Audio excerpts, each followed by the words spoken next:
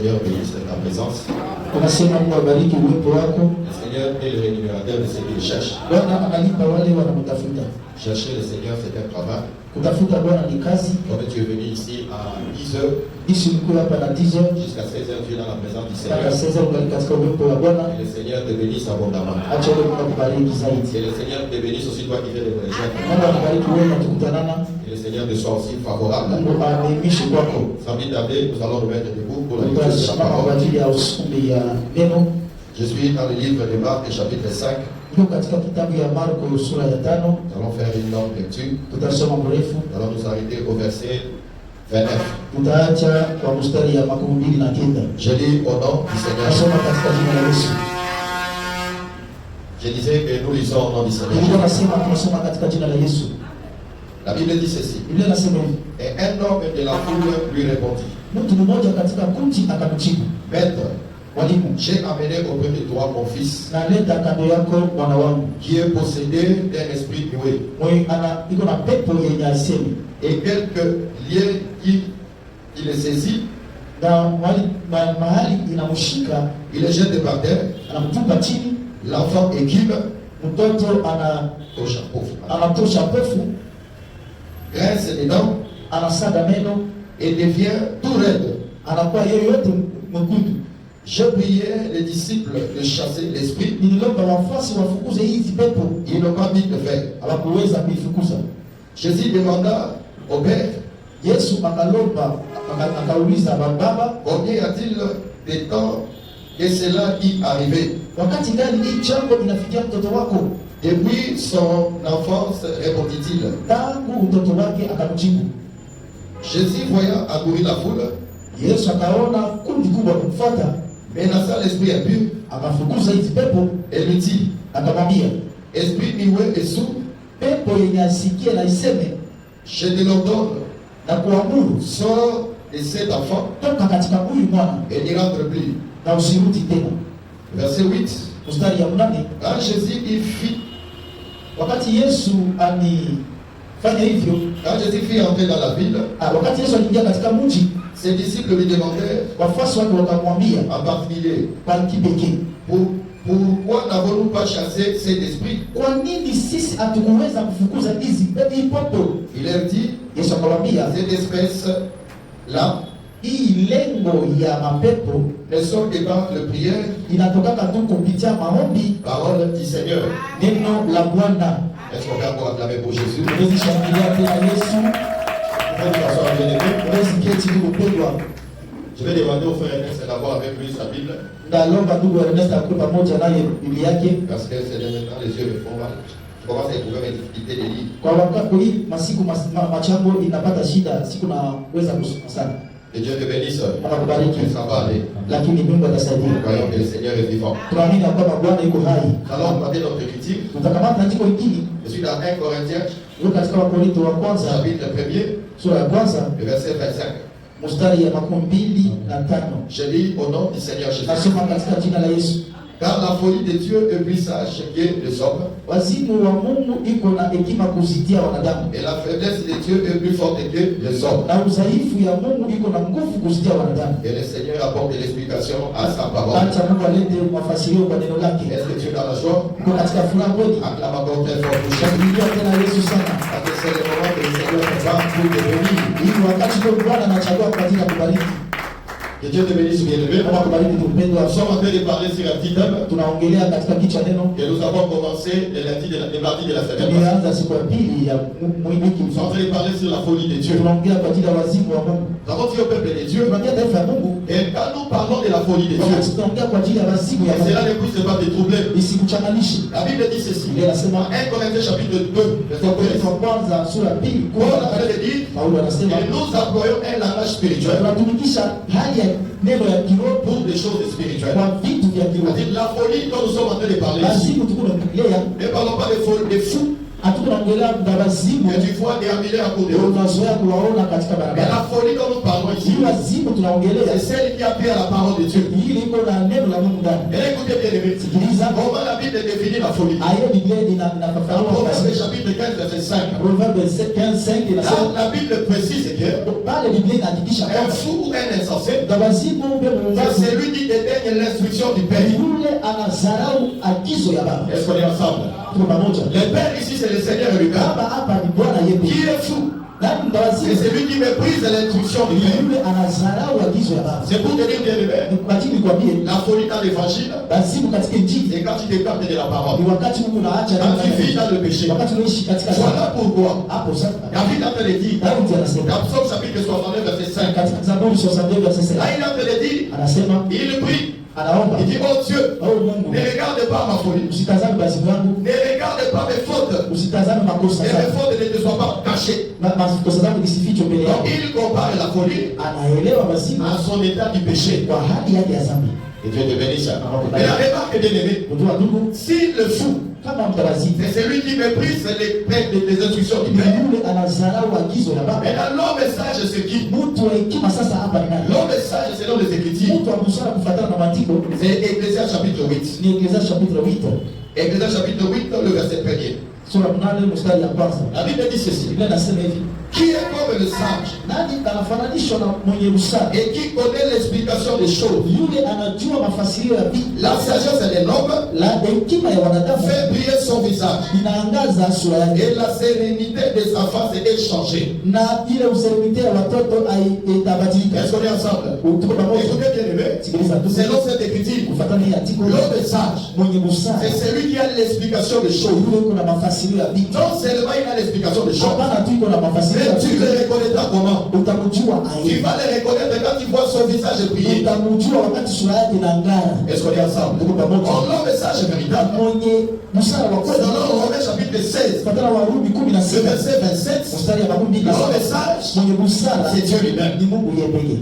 Si je tiens l'homme sage, Kama Mungu ni mwanaume mwenye busara, c'est-à-dire sont auprès de lui, ni kusema kando yake et Dieu, nous avons l'explication des choses. si tunapata mafasirio ya vitu. Est-ce qu'on est ensemble? Tuko pamoja. Jésus, c'est lui l'homme sage. Yesu ni yule mtu mwenye Et busara. sa sagesse est manifestée comment? Hekima yake inaonekana yeye Il a l'explication des choses. iko na mafasirio ya vitu. Je vais dire à quelqu'un, Nitaka ambia mtu quand tu mmoja, viens prier, wakati unakuya omba, quand comme tu es venu à 10 heures, Yesu unakuya hapa na 10 heures leo, pour chercher la face de Dieu, unafuta uso ya il Mungu. faut savoir que tu viens devant celui qui a l'explication de toutes les choses. Inabidi ujue kama unakuya mbele ya yule iko na mafasirio ya Est-ce que kila quelqu'un me kitu. comprend? Mtu ananielewa? Dieu, c'est lui qui a l'explication de toutes les Mungu choses. ni yule iko na mafasirio ya kila Et kitu. je vais t'informer bien Nataka évidemment. kupasha habari. Quand toi tu as un problème, Wakati kuna shida, ce n'est pas à ce moment-là que le Seigneur commence à chercher la solution. haiko kwa ile wakati ndio Yesu anaanza kutafuta Parce que solution. quand il y a le problème, Wakati shida iko, c'est lui qui a l'explication des choses. yule kwa mafasirio ya vitu, Il connaît déjà qu'il y aura un problème. anajua tayari kuko Et tatizo. par rapport à cela, Kufuatana na hiyo, il donne déjà la réponse. anapana zaidi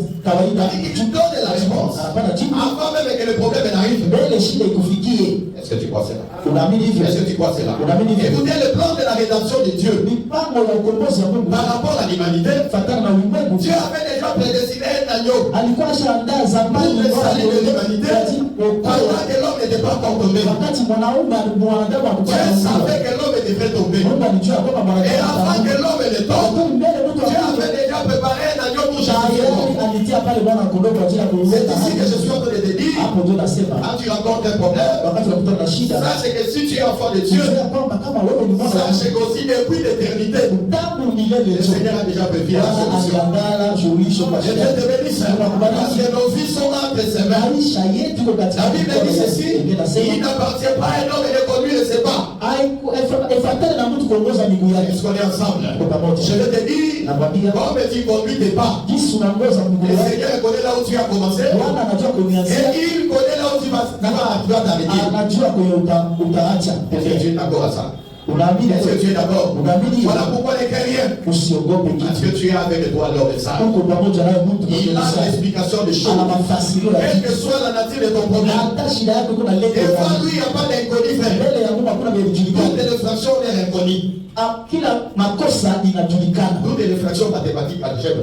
Hii algebra na matematiki ya hesabu La inconnu. inakuwa na maeneo. Mais pour le Seigneur de gloire, Lakini kwa ajili ya Bwana utukufu il n'y a pas d'inconnu. hakuna vitu Il vingi. donne toujours la solution. Wewe kuna solution Voilà tayari. pourquoi, bien aimé, Hapo ndio ndugu le Seigneur te donne la solution. tunakupatia solution. Et tu vois sa main. Uzione Et amen. cette solution, Hii suluhisho il a prévu depuis l'éternité. aliandaa depuis mwanzo ya tu puisses le vivre au nom de Jésus. kuishi maisha Et mambo ya le Christ Kristo. dit que la parole de Saba pour Kamara pour la mission. Sisi tunaishi yale Mungu aliandaa. Si le Seigneur a dit que si tu vas te marier, tu te marieras. Bwana akisema utaolewa, utaoa, Même si utaolewa. votre famille va s'arranger, Hata wachawi ya alors il y a Mungu besoin de wanasema sasa hata pata si kazi. le Seigneur l'a prédestiné, Kama Bwana alitoa il taarifa, le fera certainement. mtaiona kweli Parce kweli. qu'il est celui dont le visage est rayonnant. Yeye ni yule kwa sura C'est ya lui le message qui a l'explication des choses. Msara anajua Quand toi nafasi tu es yake. limité, Wakati unafika mwisho, Dieu n'est pas limité, frère. Bwana anafika Il a mwisho. une solution qu'il a préparée depuis l'éternité. Hapo na solution Voilà ashatayarisha. pourquoi un enfant de Dieu ne s'inquiète pas. Hapo ndio mwana wa Mungu hawezi Au lieu de kusikia. t'inquiéter,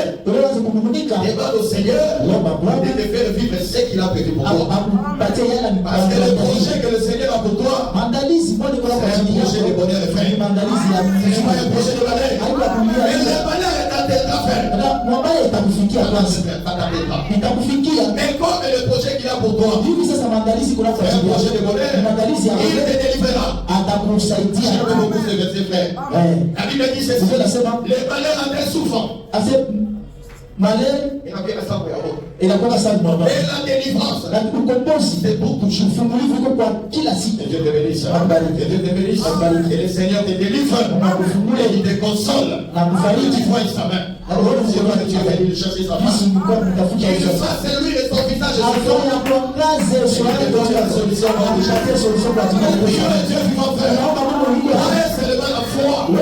Et tu verras la gloire de Dieu. Rien n'est impossible à Jésus. Hakuna yawezekana kwa Yesu. Il a déjà préparé, frère. Aisha Il a kuandalia. déjà préparé ma sœur. Aisha andalia dada yako. Comment tu vas te marier? Comment tu vas commencer ton premier travail? Yesu tuanza kazi yako. Tout le Seigneur a déjà préparé. Yote Bwana anaandaa. Voilà pourquoi la Bible dit ceci. Hapo ndio bila sema. Soyez toujours dans la joie. Mko katika furaha kila siku. Que Dieu te bénisse. C'est lui qui sait que le Seigneur a déjà préparé une Mungu solution. anajua kama Bwana shamwangalia Même solution. s'il souffre aujourd'hui, Hata kama leo il anateseka. sera que c'est seulement le temps qui me... Anajua tu wakati ndio yafika. Voilà, c'est le temps qui me sépare de la Wakati confusion de ma promesse. tunatanisha na solution ya problème yako. Que Dieu te bénisse. Que Dieu te bénisse.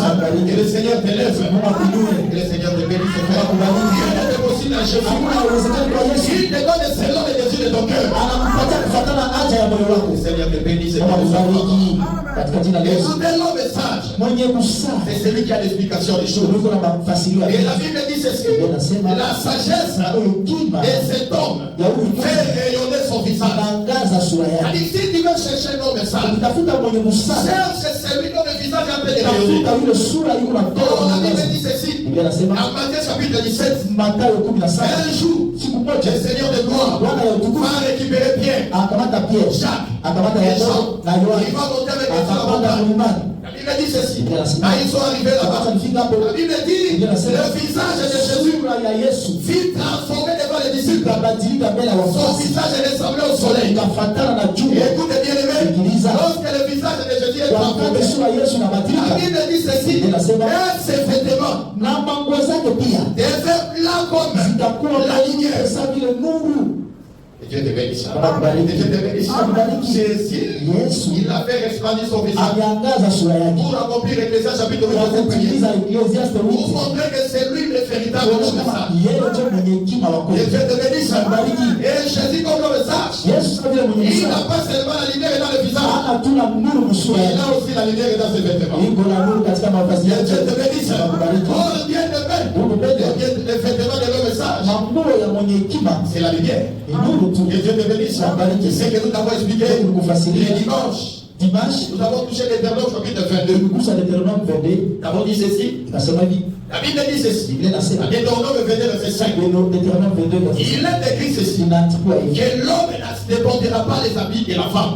mwanaume hawezi vala mavazi Et ya la mke. femme elle ne peut pas porter les Hivyo vêtements hivyo de mwanaume l'homme. hawezi vala mavazi ya mwanaume. Et Dieu te bénisse. Nous allons avoir notre apostolat bouquet. Kwanza misingi kidogo. Et Dieu te bénisse. Et Akubariki. Dieu te bénisse. Akubariki. Est-ce qu'on est ensemble? Tuko pamoja. L'homme ne peut pas porter les habits de la femme. Mwanaume hawezi vala mavazi ya mwanamke. Et Dieu te bénisse. La femme aussi ne peut pas porter les habits d'homme. Mwanamke pia hawezi vala mavazi ya mwanaume. Et Dieu te bénisse. Akubariki. Il faut que ça des pantalons Hapo sasa tunaona talonje mavazi ya mwanaume. ça va. Ndio. Et Dieu te bénisse. Akubariki. Et Dieu te bénisse, frère. Akubariki ndugu. Et Dieu te bénisse. Akubariki. On y met les mots. Au yamini. On dira la situation. Hadi nishuki. Bon, eza na pantalon ya mibali na ya basi. Kwa mavazi ya pantalon ya wanaume Basi sepeli. On descend les machines vertes. Et Dieu te bénisse. Il a un pantalon mibali. On n'a pas pantalon à wanaume. Il a un pantalon bien bassi. Il coupe pantalon ya wanaume. Il a mal bien bassi. Kwa mavazi tu ya wanaume. Appelle la mibali. Kwa mavazi ya wanaume. Yo bakuta yote. Basi kukute wewe. Ukikuta na ilamba ya mwasi. Ukikutana na mavazi ya wanaume. Wakati wewe. Le mec ici, ce n'est pas encore arrivé. Hajafika hapa. Atukutana kukutana na vala pale. Wewe tu bulai. Ule habari ya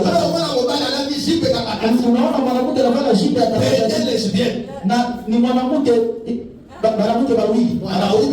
Mwanaume anajifaa mwanamke. Manake transsexuel. Oh, Palestine wanapendana wapi? Bon, on parle des trans. Tunakamata mwanamke anapendana kwa voilà ce qu'il faut prêcher à ces gens-là. Voilà les gens qui allaient donner. Alizaliwa mwanaume. Anakuwa mwanamke. Pale, c'est une abomination. Ile ni madhambi. Mais Dieu te bénisse. Au milieu des saints, katikati ya on watakatifu fait déjà des choses. hawezi pata vitu vya On tombe dans la révélation. Dans la révélation, l'homme véritable c'est Dieu lui-même. Bwana mwanaume mwanaenea ni Yesu. L'homme c'est Dieu. Mwanaume La femme c'est l'église. mwanamke ni Ou même kanisa. l'humanité, je peux prendre ça comme ça. Ulimwengu mzima ni kama Que hivi. Dieu te bénisse.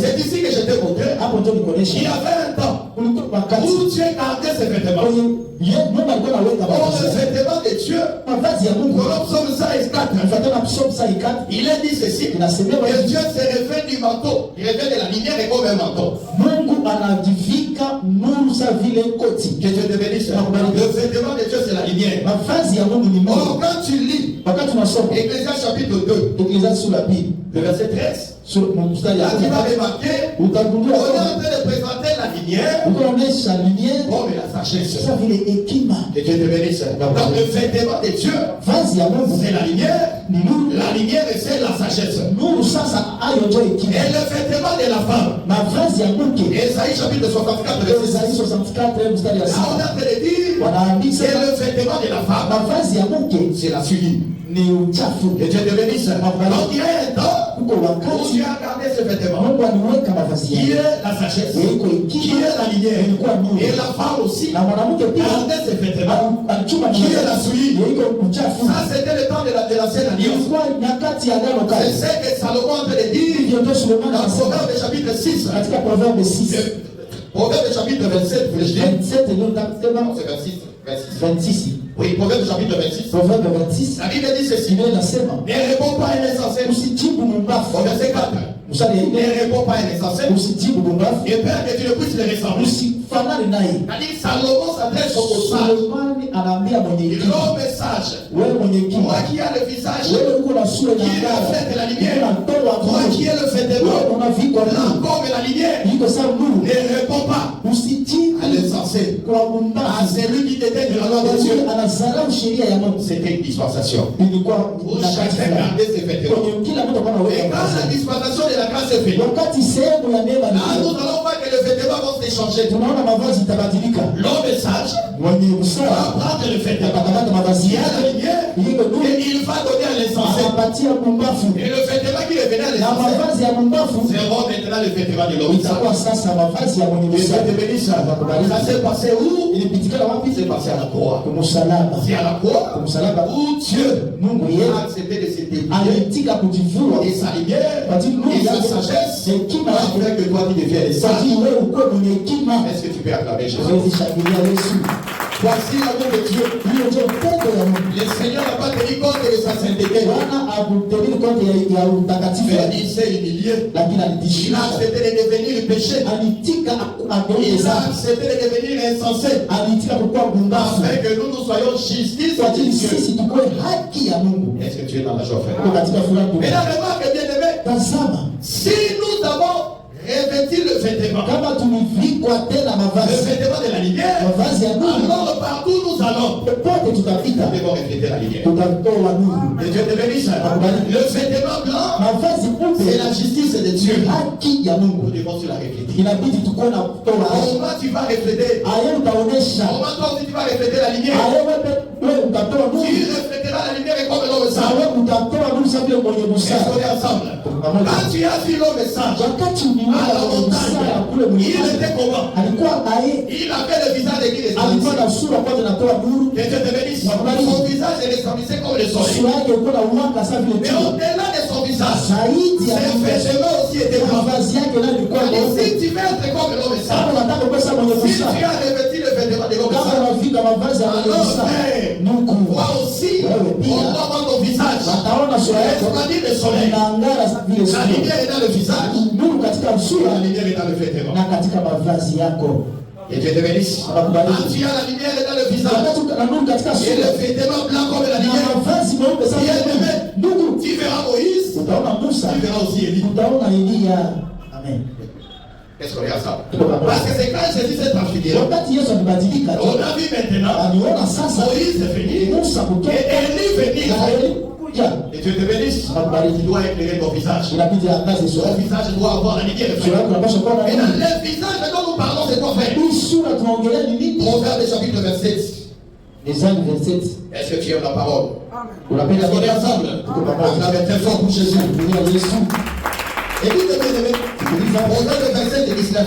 Mstari ya 19. La Bible dit ceci. Biblia inasema Comme dans l'eau, ni sawa vile ndani ya maji le visage répond au visage. sura inarepondre kwa sura, Ainsi le cœur de l'homme na hivyo ndio roho ya mwanadamu répond au cœur de l'homme. inajibu kwa roho ya mwanadamu. Bien aimé, ici dans cette écriture, Hapa katika hii andiko, Salomon explique que le visage c'est le cœur. Sulemani anafananisha sura na roho.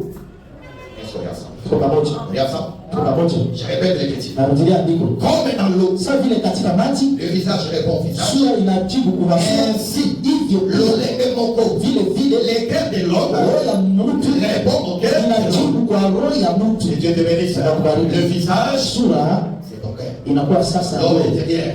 mtu Quand ambaye tu reçois la lumière, wakati unapokea quand nuru, tu révèles le vêtement de l'homme, kama unavikwa mavazi ya on va mwanadamu, voir d'abord la lumière à l'intérieur. wataona kwanza nuru ndani mwako. Est-ce qu'on est ensemble? Tuko pamoja. Cet évangile doit d'abord éclairer ton homme intérieur. Inabidi kwanza iangaze mtu wako wa Quand l'homme ndani. intérieur sera éclairé, Wakati mtu wa ndani atangaziwa, alors que le vêtement hapo ndio mavazi ya nje, matendo itaonesha nuru Vous wazi. savez, dans notre évangile, Katika injili yetu, si seulement le cœur est dit que le cœur est kama éclairé, moto tu unaangaziwa, et que nous ne voyons pas le vêtement, hatuone mavazi ya nje na on ndani, dirait aux frères. hakuna kitu hatukakonsidera. Donc, si bien aimé, élément, Tunapenda vile si aussi les vêtements sont blancs, kama mavazi ko na ngara et que l'intérieur n'est pas éclairé, na ndani kuko giza, là encore c'est plus pire. pale ndio mbaya Nous zaidi. allons faire un hypocrite. Hapa unakuwa C'est mnafiki, lui qui forme, il est fort et mtu anajikaza pale nje mzuri. Et Dieu te bénisse. Et Dieu te bénisse. Et tous les hypocrites soient délivrés au nom de Jésus. Na wanafiki wote wafunguliwe katika jina la Les Yesu. hypocrites n'iront pas du royaume des cieux. Wanafiki hawatarithi mbinguni. Est-ce qu'on est ensemble? Tuko pamoja, On est ensemble. tuko pamoja. La lumière au-dedans du trône. Ingia ndani Comme Jésus. ndani kusaka Le visage éclairé. sura na ngara, Ah, le visage est éclairé. Le vêtement aussi. mavazi pia. Quand on va rentrer dans la table, dans la zambe. Sasa mimi niko mwana wa Mungu. Et Ezra slogan de Haiko ya kuimba. Père, dans le Saint-Esprit. Niko na Roho Mtakatifu. Le Saint-Esprit, sans le fruit du Saint-Esprit. Roho Mtakatifu inabidi tunda ya Roho Mtakatifu. C'est les façons que je fais. Parce que le Saint-Esprit est dans la fruit. Roho Mtakatifu inatembeanga na matunda. Est-ce qu'on est ensemble? Tuko Est-ce qu'on est ensemble? Si tu as rencontré la lumière, Kama unakutana na nuru, si l'homme est sage, kama Mungu c'était porter ta soulière, alitika kubeba chafi c'est yako pour que toi tu portes la kwa lumière. ajili wewe uvikwe nuru. Ne soyez pas des tombeaux blanchis. Msikuwe makaburi na bakaliwa rangi. Il y a pas d'autres papa qui va faire ça, mais qu'on est ensemble. Kuko watu wanaogopa watumishi wa Mungu kusikia Mungu. On a dit à tes frères, Haina maana. il faut pas la boutou. Unaogopa Il mwanadamu, faut pas la zambe. hali uogope Il Mungu. faut poser au Satan. Sasa unadanganya nani? Je te bénisse. Ça Unakubalika. ne sert à rien d'avoir l'apparence de la piété. Haina mafaa kuonekana kitu sana kuzuri wakati Les wewe unadanganya. hypocrites iront en enfer. Wanafiki wataenda jehanamu. Pourquoi bien aimé, j'insiste? Na nini mimi Parce que nakazia? pour un hypocrite, il n'y a plus de sacrifice. Kwa mwanafiki hakuna C'est quelqu'un sacrifice. qui montre les gens qui marchent dans la piété. Mtu mwanaonyesha tayari kama anatembea Comment tu vizuri. vas les guérir? Aye C'est utamtunza. comme un malade, Iko sawa vile mais il mgonjwa. fait semblant d'être en bonne santé. Mwenye anaonyesha kama iko asante mzuri. Combien nous, il y a Kimbeketi? Iko sawa ndumba ya kibegeti. Combien il y a? Parce que lui, on sait que c'est une prostituée. Kwa ule ndio ya mzuri On va kusikia dire, on va wewe. gêner. Tutaona tu tunajua. Lakini Avec wewe ta longue robe là, na roho yako ya mrefu. on a un mot qui l'ont dit, on va on a composé. utaingia jehanamu. Tous les Satan n'ont pas. Unapoteza wakati wako katika Merci, sois sauvé au nom de Jésus. Certains hypocrites, ce sont des ivrognes. Wengine ni walevi. Walevi. Il y a beaucoup, il y a beaucoup. Anakunywa pombe. Ils sont dans la bazooka. Unaanza kula basuka kutoa harufu. Il y a tout. Wewe kunya tu wazi. Il y a tout. Wewe kunya tu pombe. Il y a tout tutakusaidia. Tutakusaidia kama ufito kwa dada. Kwa dada ndio wewe pekee. Amen. Est-ce que tu peux acclamer pour Jésus? Jésus? Shangilia Yesu. Le Seigneur nous dit au nom de Jésus. Usifungue katika jina la Yesu. Soit sur le visage de la vêtement. Mungu kwa juu yako na mavazi. Merci frère. Hapo sasa. Et tu verras la bénédiction. Utaona baraka. Parce que bien aimé, Moïse et Élie étaient les prophètes, frère. Walikuwa wanabii. Oh, les prophètes en Israël. Nabii Israeli. C'était des bénédictions pour le peuple. Ilikuwa baraka kwa Et remarque bien aimé, quand tu es en train d'appeler Abraham, wakati Mungu il dit anaita Abraham, si je ferai de toi une source de bénédiction. inafanya wewe kuwa chemchemi ya baraka. Un homme peut être une bénédiction. Mtu anaweza kuwa chemchemi ya baraka. Et Dieu te bénisse. Quand tu as la lumière au visage, Wakati kuna nuru msura la lumière au vêtement, na kuna nuru tu mavazi, seras Moïse. pale utakuwa Tu seras aussi. utakuwa Qui est Moïse? nani ndio Musa? Moïse, c'est celui qui a fini sa marche dans la terre. Ni yule alimaliza mwendo wake baba Est-ce qu'on est ensemble? Musa Il a fini sa marche alimaliza mwendo sur la terre. hapa duniani. Mais Élie, c'est qui? Eli ni mtu gani? Élie, c'est lui qui a fini sa marche dans les cieux. Mtu alimaliza mwendo wake Est-ce mbinguni. que tu me suis bien aimé? Walifuata vizuri. Moïse, c'est qui? Musa ni nani? C'est une bénédiction. Ni baraka. Quel genre de bénédiction? Ya hali gani? Une bénédiction terrestre. Baraka ya dunia. Élie, c'est qui? Eli ni C'est aussi une bénédiction. Wewe pia ni baraka. Mais c'est une bénédiction Lakini céleste. baraka ya mbingu. C'est ici que nous te disons. Hapo ndio Si tu tunakwambia. gardes l'évangile, Ukichunga injili tu vizuri, auras la rosée du ciel utakuwa na upande wa et mbingu. la grâce de la terre. Utakuwa na mafuta ya Tu mbingu. auras la vie éternelle. Utakuwa na uzima wa Tu auras milele. aussi la promotion. Utakuwa na promotion Tu ya auras kazi. sans sortir certaines choses. Vitu vingine hautakaza zitakufuata na Quand il zinaendelea. dormira, frère, Wakati utalala tu, l'armée de l'éternel veillera sur toi. mkono wa Mungu itakuwa juu yako. Aucun malin n'approchera ta maison. Hakuna mabaya Quel que itakulenga. soit l'enchantement, les divinations. Hata kama vitu vinavyogiza wewe chunga tu neno la Mungu. Sisi kufika na nivo zingine. Unalota vibaya. Papa na hii ndio ipate Mungu nichunge tu. Que Dieu te bénisse. Akubariki. Nous c'est la matin. Unafurahia au Et tu l'as sous ma bouche. shangilia kwanza Yesu. Il y a intérêt de garder l'évangile. Uko na endelea ya kuchunga injili. Ni kwa ajili ya mema yako. Et là, écoute bien aimé. Sikiliza. Ici, dans Matthieu chapitre 17, Katika Mathayo c'est 17. là où Jésus vit transfiguré. Hapo ndio Yesu alibadilika. Son visage devient comme le Sura yake soleil. ikakuwa sa jua, Et ses vêtements, là comme la lumière. ikakuwa Maintenant, écoute bien aimé. sikiliza. La Bible dit ceci. Biblia inasema Quand Jésus wakati Yesu était au haut de la montagne, alikuwa juu ya mlima, la Bible dit ceci. Biblia inasema Quand il lit les Écritures, kama tunasoma il maandiko va commencer la descente. anaanza kushuka. Quand il va descendre, Wakati shuka il va se retrouver au bas de la montagne. akajikuta huku chini ya Quand il mlima. se retrouve au bas de la Wakati montagne, anakutana huku c'est mbele, là qu'il va rencontrer un homme. hapo ndio atakutana na mtu. Est-ce qu'on est ensemble? Tuko pamoja. La Bible dit ceci. Biblia inasema Il y avait un homme kulikuwa qui mwanaume avait un fils walikuwa na mwana qui wa était possédé par un esprit. alikuwa na pepo. Et je te bénis ça. Mungu La akubariki. Bible dit ceci. Biblia inasema Et l'esprit impie ile pepo qui chafu habitait cet homme, ilikuwa naishi ndani ya mwana il rendait sourd et muet. asikie na aseme. Ça, c'est selon le témoignage de Marc. Ni kufuatana na temoignage ya Marko. Marc chapitre 9, Marko kenda au verset 17, tu descends. kisha tunashuka. Et quand il demande à Matthieu, Wakati tutauliza Mathayo, Matthieu est aussi d'accord Mathayo yuko d'accord. que cet homme était possédé. Wewe mtu alikuwa na Mais kama Matthieu, lui, quand il le voit, wakati Mathayo il yeye dit anaona qu'il était lunatique. anamkuta yeye alikuwa linatiki. Bon, lunatique, c'est un peu comme l'épilepsie. Iko sababu mtu akifafa kwa Et il mtu change d'humeur. anabadilika Je ne mahali. vais pas m'attarder sur leur maladie. Sitabakia kwa ajili ya Mais mgonjwa. s'il y a quelque chose que Matthieu et Marc avaient en commun, Kama kulikuwa kitu Mathayo na Marko walikuwa nao c'est que pamoja, cet homme était possédé. ilikuwa kwanza alikuwa anatawaliwa na pepo. Est-ce qu'on est ensemble? Tuko pamoja. Est-ce qu'on est ensemble? Pamoja. Mais la Bible dit ceci. Biblia inasema Le père de cet homme, le père, baba yule mwanao viendra voir Jésus. atakuya kutazama. Il vient voir Jésus. Quand Anakuya kuona Yesu wakati Quand Jésus descend de la wakati montagne, Yesu alishuka mlimani. il va voir Jésus. Ataona Yesu. Il dit, Jésus, viens, on s'écoute. Yesu anakumsaidia. Parce que j'ai un fils qui est possédé. Juu niko na mwana mwa yuko anatawaliwa na pepo. Il dit à Jésus, Anaambia Yesu, j'ai pris mon fils, nikamata mwana je wangu. l'ai amené auprès de tes disciples. Ninamleta pembeni ya Les wafuasi. disciples ont été incapables de les guérir. Wafuasi hawakuweza Ils ont été capables de chasser les démons. na kufukuza pepo.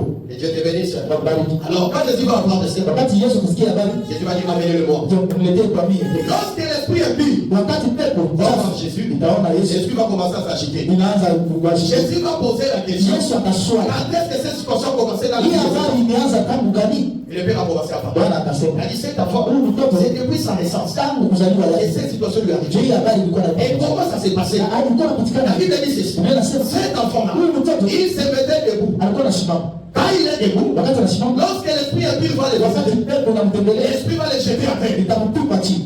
Premièrement. Ya kwanza, Deuxièmement, ya pili, lorsqu'il est à terre, wakati iko la chini, Bible dit ceci. Biblia inasema Sa bouche, kinywa yake, dans sa bouche, katika kinywa la chake salive va commencer à sortir. inatosha C'est pofu, ça l'équipe. inatoka hiyo pofu. Troisièmement, Ya tatu, la Bible dit ceci. Biblia inasema Les esprits impurs, hii pepo chafu qu'est-ce qu'ils vont faire? watafanya Ils nini? vont prendre maintenant l'enfant. Watakamata mtoto Ils vont le jeter dans le feu. wakamtupa Et motoni ils vont le jeter dans le seau. na wakamtupa maji mengi.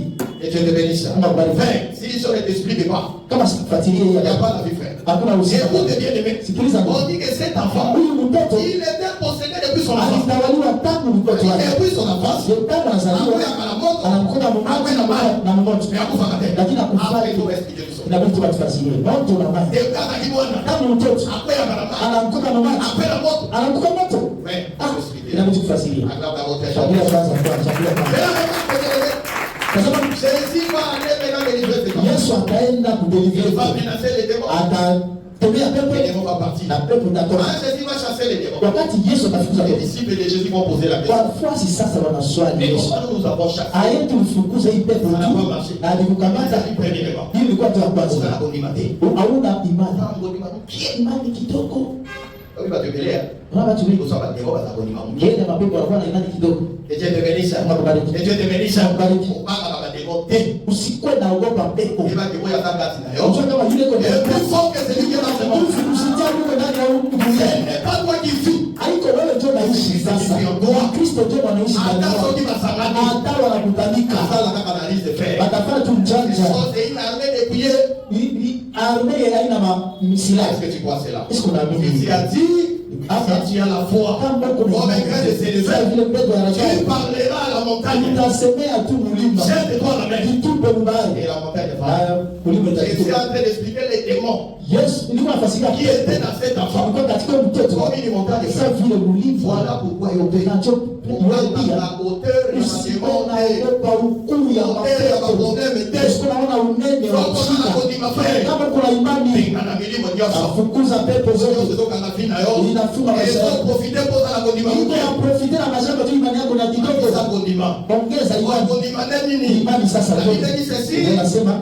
foi vient de ce qu'on attend. Et ce qu'on attend vient de la parole de Christ.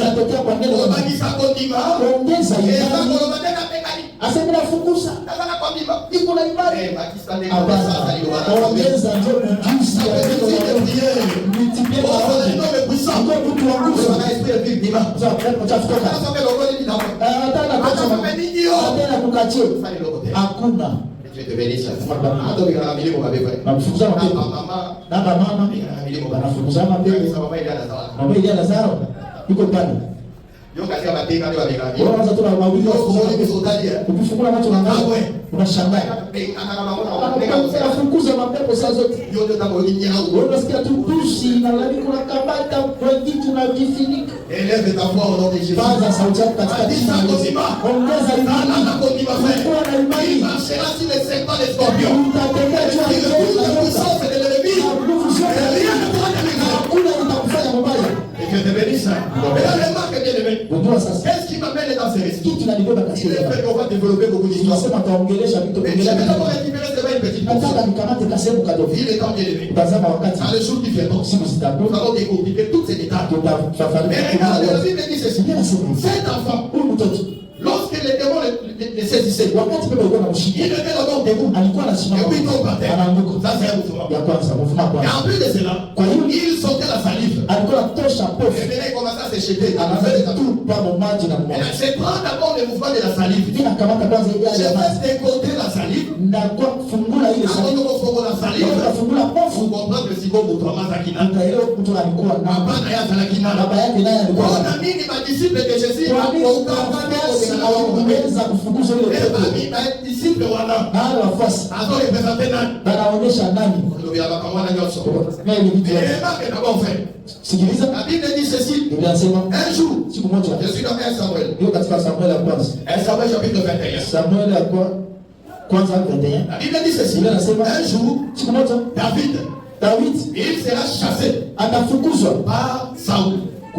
Il sera poursuivi par Saul. Atafuatwa na Sauli. Est-ce qu'on est ensemble? Tuko pamoja. Tu veux pas bien aimé? Msifuate ndugu. David était pourchassé par Saul. Alikuwa anafuatiwa kufukuzwa na Sauli. Pendant que David fuyait Saul, Wakati Daudi alikuwa anakimbia la Bible dit Sauli. ceci. Biblia inasema David s'est retrouvé dans les camps de Philistins. Daudi akakutana mkambi ya Quand il Filisti. s'est retrouvé dans les camps de Wakati Philistins, anakutana katika la kambi Bible ya dit que Filisti. les Philistins vont saisir David. Anasema Filisti wakashika Daudi. Ils vont prendre David.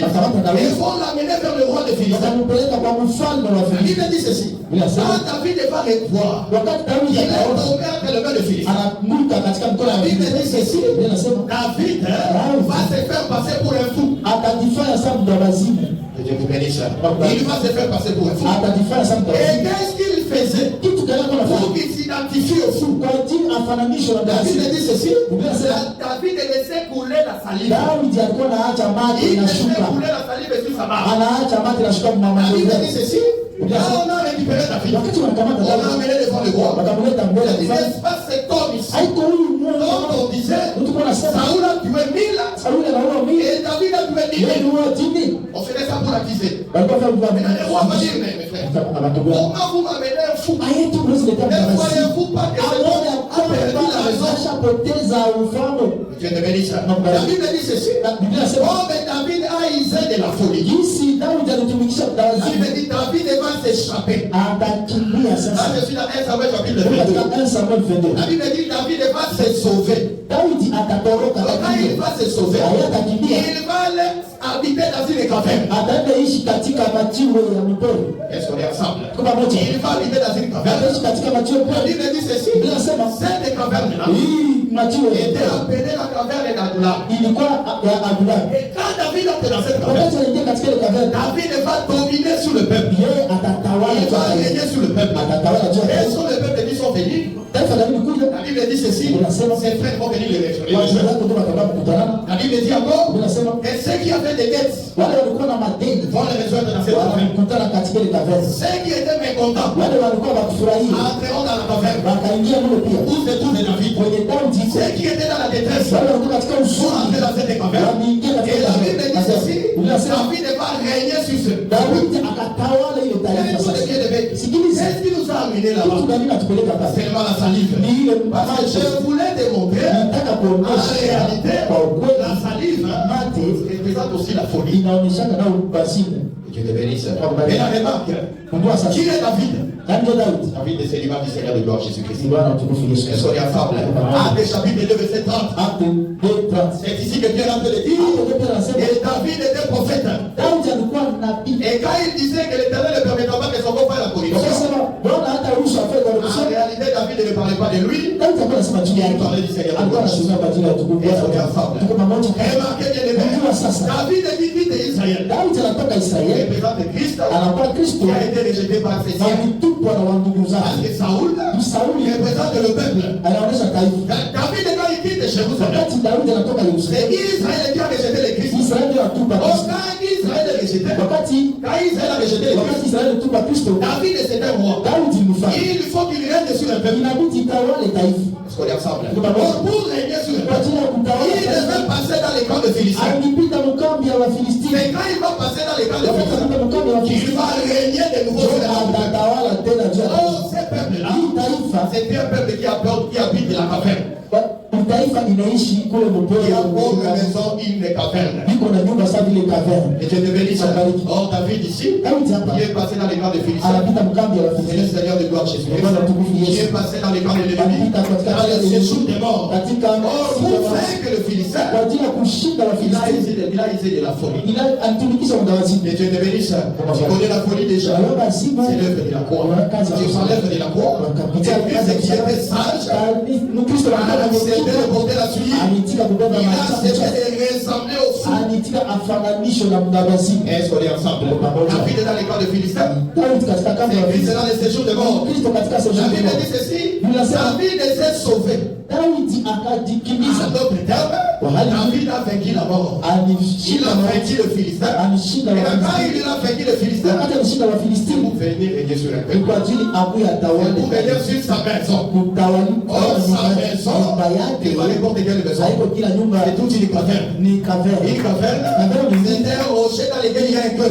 Je vais te dire bien aimé, et la caverne que David a gagnée par sa folie, par l'œuvre de la croix, c'est l'église. Et Dieu te bénisse. Les lieux qui reçoivent les frères de David. Vous connaissez le frère de David?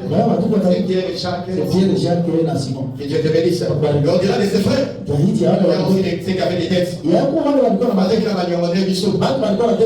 ordinations. Il a dit, mais content. Il a dit dans la détresse. Et à cause de la folie de David, aujourd'hui finit la détresse. Est-ce que tu ne vas pas acclamer? Si le Seigneur n'a pas accepté de devenir tout, passer par l'œuvre de la croix, il resterait toujours dans la détresse. Il serait toujours créancier. Et aujourd'hui, il s'est rabaissé afin que toi, tu n'aies plus de dettes. La dette, c'est le péché. La dette, c'est toutes sortes de réclamations diaboliques.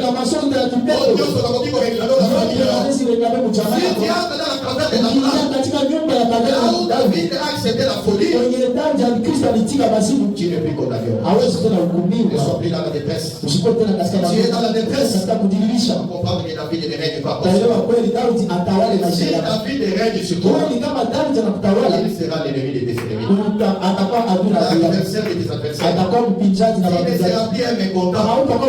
Il va te donner la joie. Et sois la joie dans les